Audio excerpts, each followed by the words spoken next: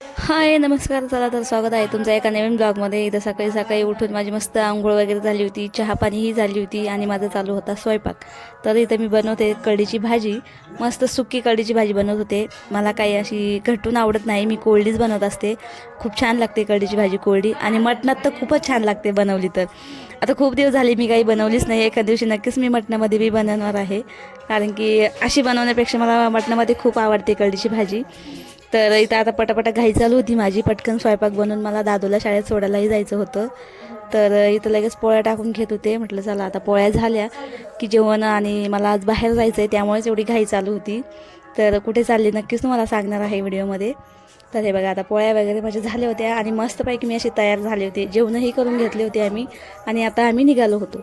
तर मी चालले होते गावाकडे, आणि अर्ध्या रस्त्यामध्ये हे बघा असं काही इकडं नजारा आहे गावाकडचा. आपल्या इकडं खरंच असं बघायला भेटत नाही अजिबात.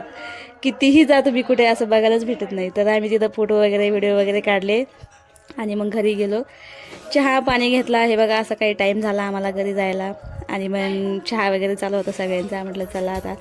आणि मग माझी आत्याही आली होती तिथं. खूप छान वाटतं सगळेजण असले की. तर हे बघा स्वयंपाक चालू होता.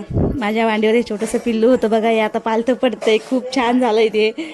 आणि यांचं चालू होता स्वयंपाक मस्त. आता म्हटलं चला तोपर्यंत आपण या बाईला खेळत बसूया छोट्याशा.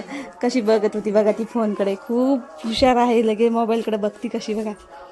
तर इथं आता सगळ्यांचे जेवणं वगैरे झाले होते, त्यांचं चालू होतं उरकायचं सगळं सामान पसारा. म्हटलं चला आता भेटूया पुढच्या व्हिडिओमध्ये. आवडला असेल तर नक्कीच लाईक असा